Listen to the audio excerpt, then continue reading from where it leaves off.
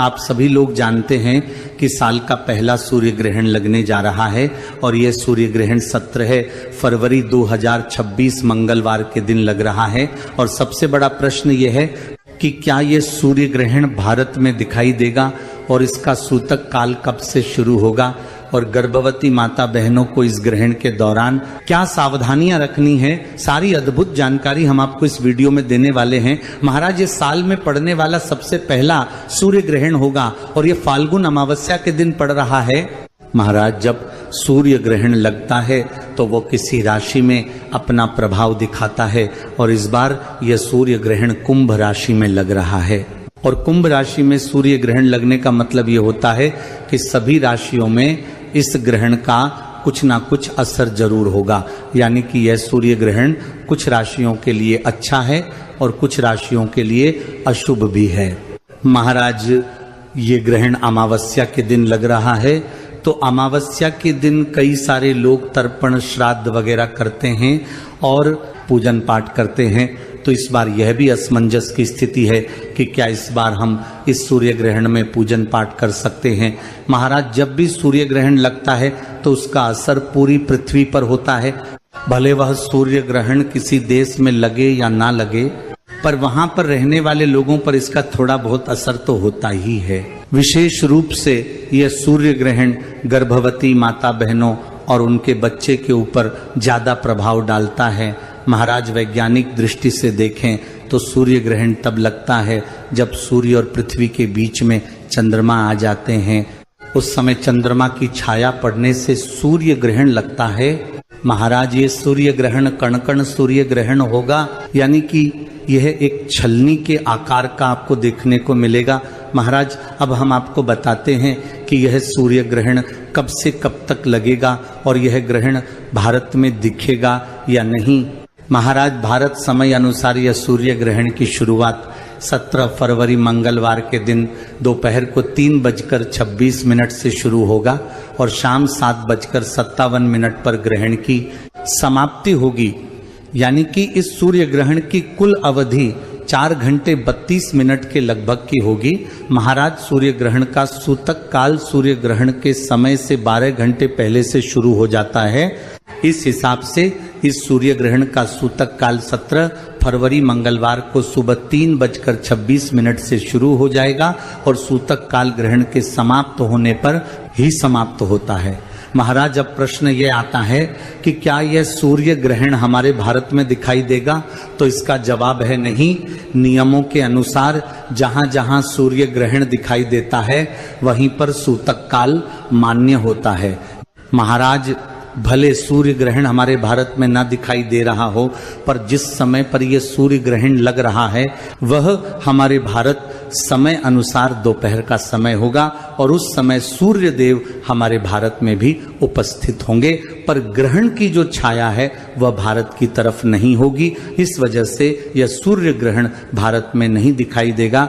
महाराज सूर्य ग्रहण के समय या सूतक काल की समय में भगवानों के मंदिर में नहीं जाया जाता है और ना उनको स्पर्श किया जाता है, पर भारत में यह सूर्य ग्रहण नहीं दिख रहा है।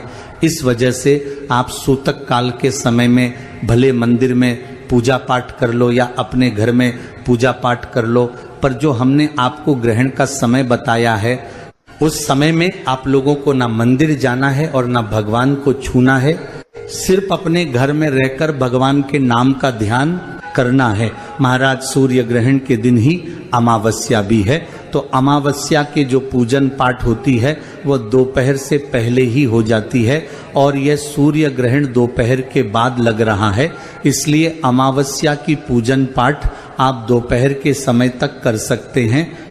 सूर्य ग्रहण के दौरान कोई भी मांगलिक कार्य जैसे कि शादी, विवाह, पूजा पाठ, हवन, मुंडन आदि नहीं करना चाहिए। इसी के साथ में ग्रहण के समय में किसी भी पेड़ की पत्ती नहीं तोड़नी चाहिए और न किसी पेड़ को काटना चाहिए और ग्रहण के समय जमीन भी नहीं खोदना चाहिए। महाराज इसी के साथ में ग्रहण के समय में घर में ना भोजन बनाया जाता है और ना खाया जाता है। महाराज सूर्य ग्रहण के सूतक से पहले ही आपको तुलसी पत्र तोड़कर अपने घर में पीने वाले स्थान पर खाने पीने की चीजों में पूजा वाले स्थान पर रख देना चाहिए, जिससे कि इन जगहों पर ग्रहण का कोई असर ना हो।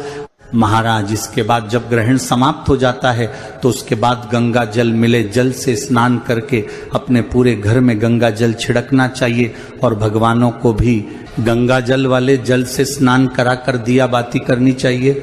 महाराज, सूर्य ग्रहण के समय आपके घर से बाहर नहीं निकलना चाहिए। भले आप सूतक काल में घर से बाहर निकलकर अपने काम काज कर ले, पर सूर्य ग्रहण में सूर्य की रोशनी में आने से आपको बचना चाहिए, वरना सूर्य ग्रहण के समय की किरणें आपके शरीर के लिए बहुत नुकसानदायक होती है। और अगर आप सूर्य ग्रहण को अपनी आंखों से देखते हैं तो इसका प्रभाव आपकी आंखों पर भी पड़ता है, आपकी आंखों पर भी पड़ता है। महाराज, अब सूर्य ग्रहण का सबसे ज्यादा खतरा गर्भवती माता बहनों के ऊपर होता है और ग्रहण को लेकर माताएं बहनें बहुत चिंतित भी होती हैं। तो हम आपको बता दें कि सूर्य ग्रहण के समय गर्भवती माता बहनों को अपने घर में एक जगह बैठकर मानसिक रूप से भगवान को याद करना चाहिए या गुरु मंत्र का जाप करना चाहिए। अगर जरूरी ना हो तो गर्भवती माता बहनों को सूर्य ग्रहण के समय में खाना पानी ग्रहण नहीं करना चाहिए और इस समय किसी भी प्रकार की कैंची, छुरी या धारदार चीजों का प्रयोग करने से बचना चाहिए। सूर्य ग्रहण या सूतक काल से पहले गर्भवती माता बहनों को अपने पेट पर गेरू लगा लेना चाहिए या चंदन से 3 लाइन खींच लेना चाहिए। इससे सूर्य ग्रहण का कोई भी असर आपके बच्चे पर नहीं होता है। गर्भवती माता बहनों को भूलकर भी ग्रहण के समय घर से बाहर नहीं निकलना चाहिए। ग्रहण समाप्ति के बाद आपको भी स्नान करके शुद्ध हो जाना चाहिए और पूजन पाठ करना चाहिए। महाराज, भले ये सूर्य ग्रहण हमारे भारत में ना दिखाई दे रहा हो, पर जब भी आपको इस सूर्य ग्रहण के नियमों का पालन जरूर करना है। आप भले सूतक काल के नियमों का पालन मत करो, पर जो सूर्य ग्रहण का समय है उस समय में थोड़ा सा ग्रहण के नियमों का ध्यान रखो, क्योंकि ग्रहण हमारी पृथ्वी के ऊपर लगता है और हमारा भारत पृथ्वी के अंदर ही आता है। इसके अलावा इस सूर्य ग्रहण